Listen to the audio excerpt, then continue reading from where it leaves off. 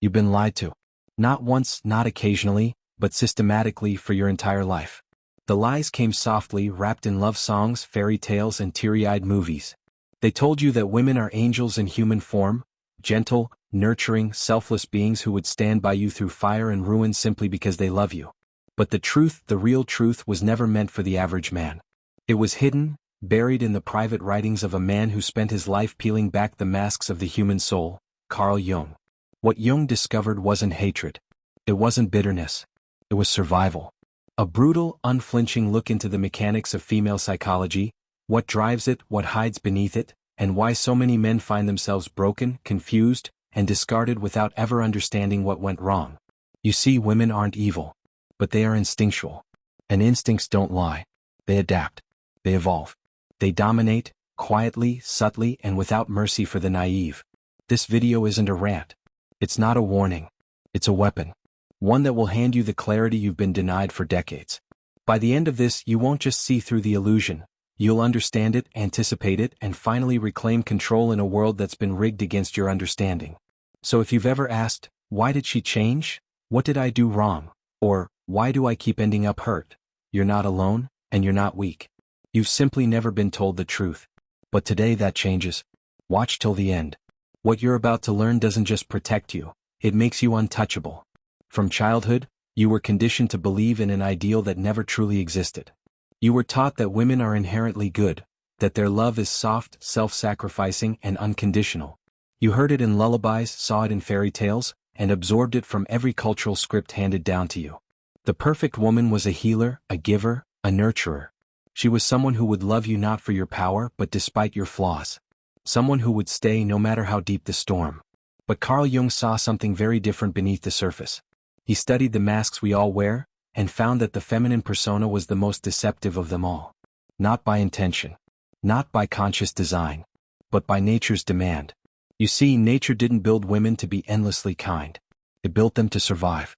And survival in a male-dominated world required something sharper than sweetness. It required adaptability, strategy, emotional precision.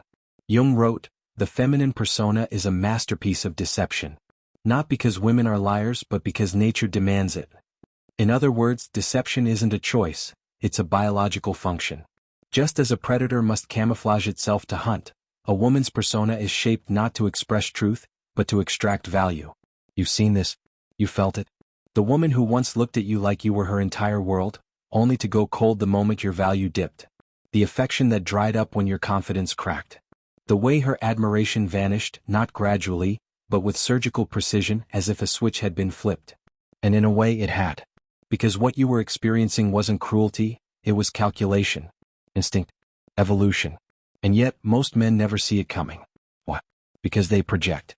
They don't see a woman for who she is, they see her as the answer to their longing.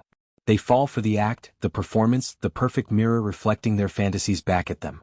Jung called this thema, the tragic male tendency to confuse vulnerability for depth, need for love, and manipulation for sincerity. And that's the horror. The woman you fell in love with may have never truly existed. She was a construct, a reflection, a strategy. And the moment you stopped being useful to that strategy, she disappeared. Here's the truth no one dares to say out loud. Love as you've been sold doesn't exist. At least not in the unconditional, immortal way you were promised.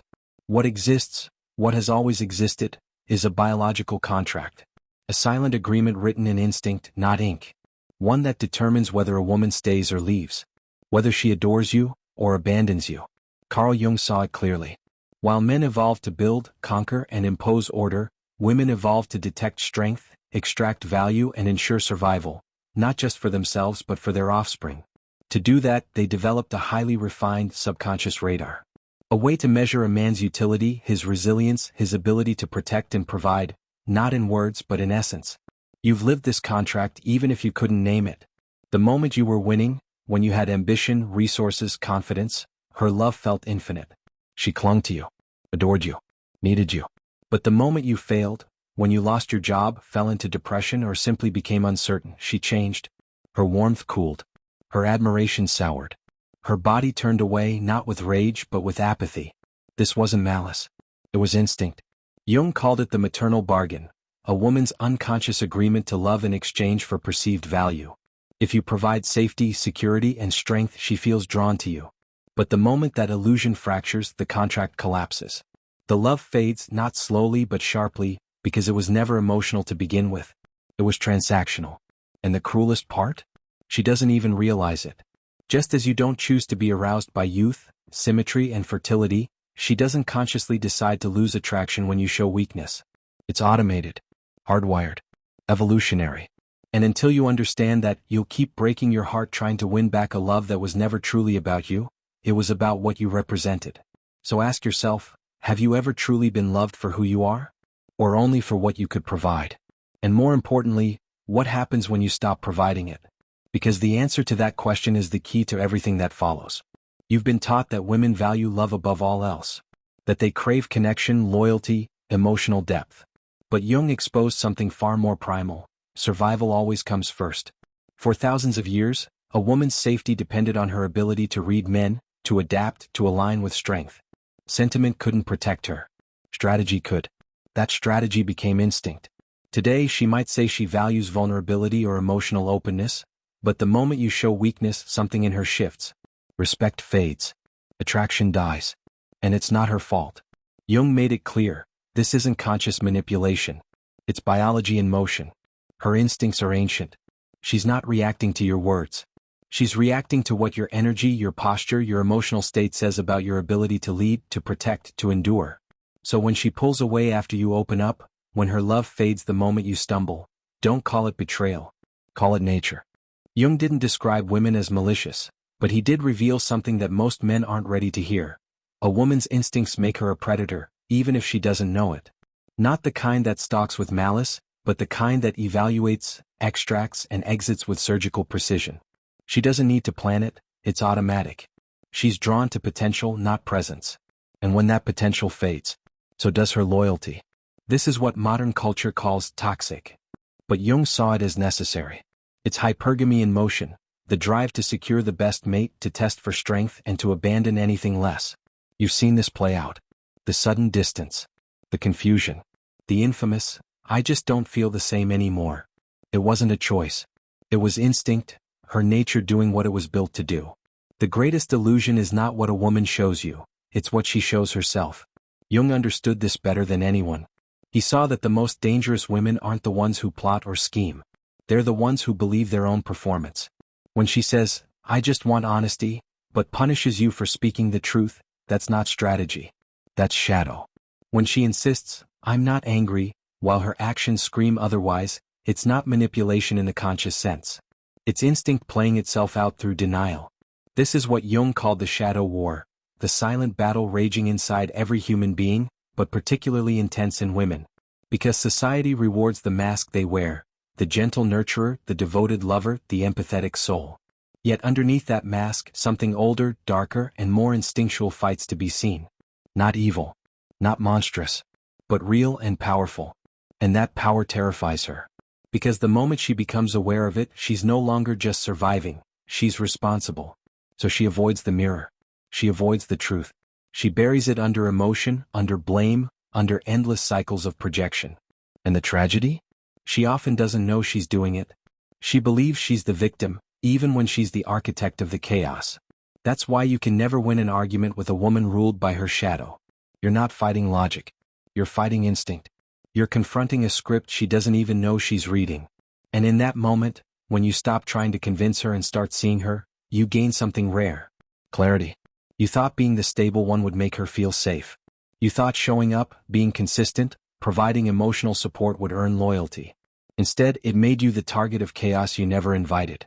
Jung identified this paradox as the martyr's trap, when a man becomes so grounded, so dependable, that a woman's shadow is forced to create instability just to feel alive.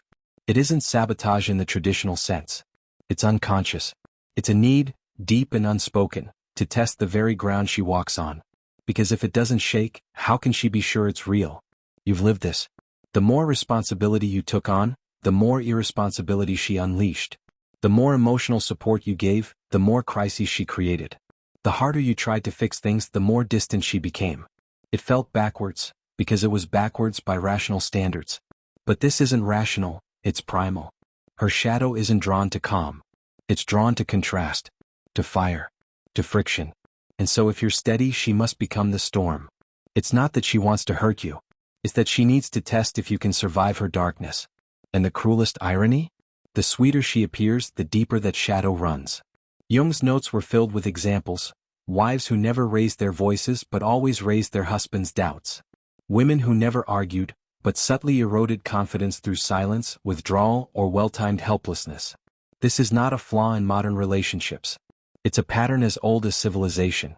And unless you recognize it, you'll keep bleeding for someone who doesn't even know she's cutting you. After everything Jung revealed, the illusions, the instincts, the emotional warfare, you might expect despair. But that was never his goal. Jung didn't expose the shadow to make men bitter. He exposed it to arm them, to awaken them. Because once you see the truth, you can stop being controlled by it. There is a weapon, one more powerful than rage, more enduring than logic: unshakable masculine presence. Jung discovered that the shadow, as powerful as it is, only respects one thing: what it cannot manipulate. A man who doesn't flinch when tested, who doesn't react when provoked, who doesn't chase when she pulls away, doesn't explain when accused, doesn't justify when misunderstood. This man doesn't argue. He doesn't plead. He reflects. He becomes her mirror. When she creates chaos, he becomes still. When she plays victim, he becomes indifferent. When she tests, he becomes unreachable, not as a game, not as punishment, but as physics. Jung saw it like this: just as light bends around a black hole, female nature bends around unmoved male energy. It's not cruelty. It's clarity. And it is the one thing her shadow cannot twist. And the second law? Outsource nothing. Never make a woman your therapist, your compass, your identity. Because the moment she becomes your emotional oxygen, her instincts will choke you to breathe.